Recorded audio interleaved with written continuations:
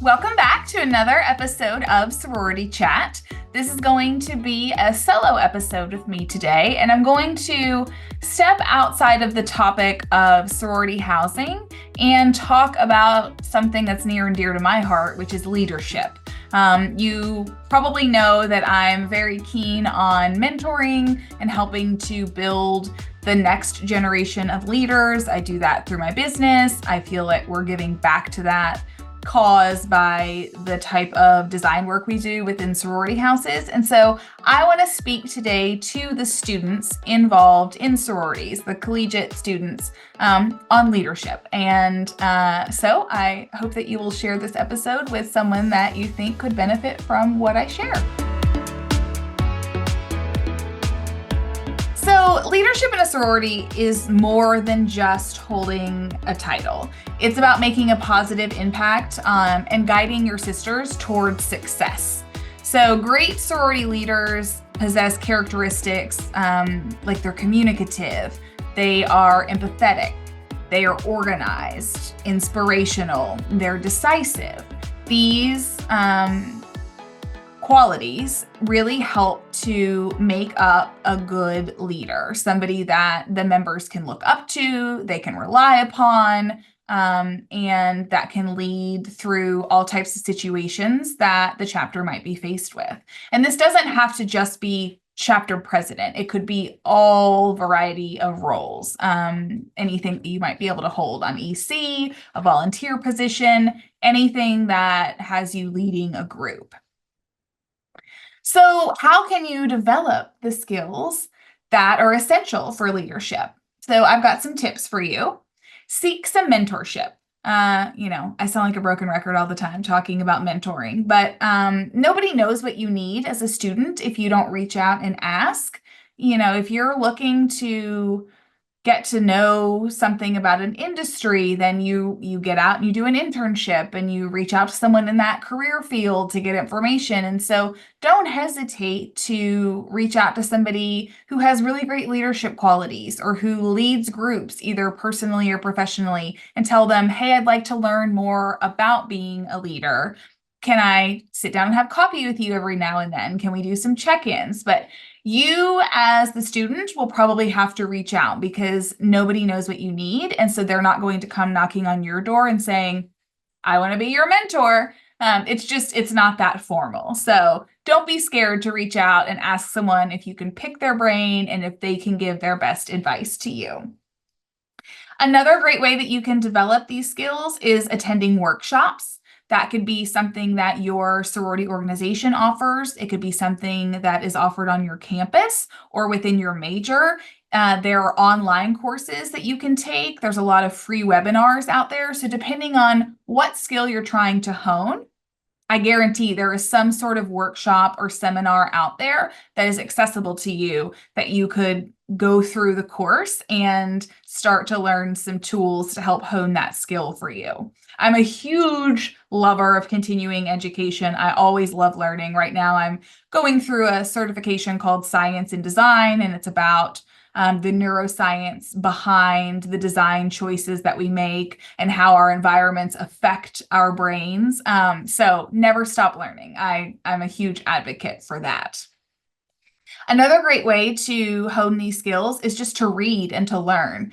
There's plenty of information out there about these skills that we talked about: communication, empathy, organization, all of those things. There's a lot of content out there. So look around, see what you can access. I bet there's a lot of things at the library if you want free resources or things that you can Google and find online, or again, see what's available on your campus or within your organization. A lot of organizations have great books and resources available to you. Some of them are free, where you can read up on these types of things. And then practice active listening. Truly listen to the people around you, listen to your sisters, understand their needs and concerns.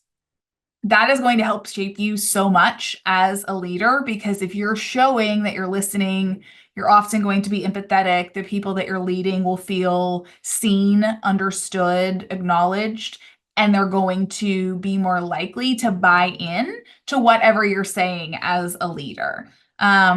We tend to like when we're in a conversation, we tend to be thinking about what we're going to say next, as opposed to really listening and hearing what the other person in the conversation is saying. So start focusing on when someone is talking to you, really hearing what they're saying. It's okay if it then takes you a minute to kind of process it and come up with a response. Don't feel like you have to be thinking the whole time they're talking, because then you're completely losing the message of what they're saying to you, and that can be misconstrued by the other person. So just work on your listening skills. That is a really great place to start when it comes to honing your skills as a leader. One of the unique challenges as a sorority leader is balancing your role as the leader and as a friend to your sisters. So, you're trying to ride that line.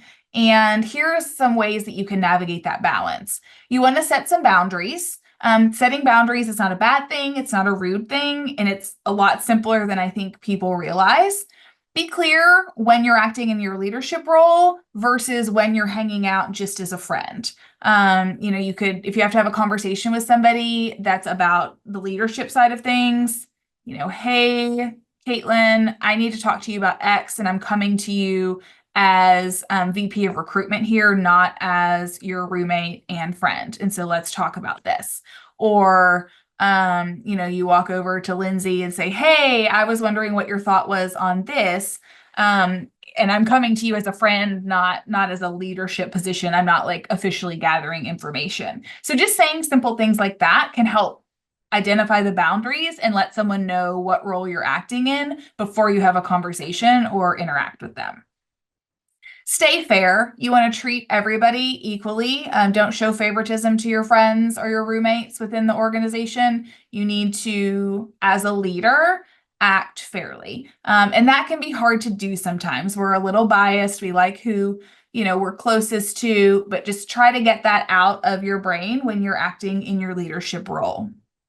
And then also communicate openly. Let your friends, just like I said, let them know when you're acting as the leadership role, let them know when you're acting as a friend, but just be open with them about like, this is kind of awkward for me. I'm trying to figure out how to balance my position with also being a friend. I'm doing the best I can. Maybe I'm not doing it great. Can you give me some grace? But just be open and communicative. It will go a really long way, and it will help avoid confusion in your relationships that way. And leadership isn't always smooth sailing. And so some common challenges will come up. And so let's kind of talk about what those might be and how we can resolve those. So there's always going to be conflict of some sort. So conflict resolution is something that you'll have to get adept with. So you want to address your conflicts directly. You want to be diplomatic about it. Use that active listening that I talked about a minute ago, where you're really truly listening and absorbing what someone is saying, because that's the only way they're going to understand that you are hearing them out as a leader. And you want to try to understand all sides of the conflict before making a decision. And conflict can be big or small. I know you experience it all the time. Things come up with chapter members, things come up during recruitment. So just take a minute to think through what the conflict is, think of ways that you can resolve that, and make sure that you're listening to all of those involved. Delegation is something that a lot of leaders struggle with, but it's really key in being an effective leader. Don't be afraid to delegate tasks. Now, that doesn't mean push off all your work or whatever your responsibilities are onto your sisters and your friends.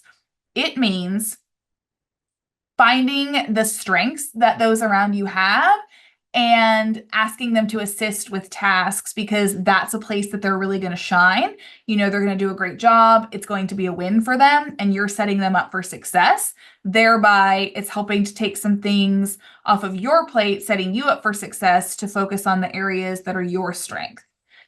So don't be afraid to delegate. That's one of the hardest things to do. We tend to think everything has to fall on us. The mentality of, if it's not done by me, it's not going to be done right.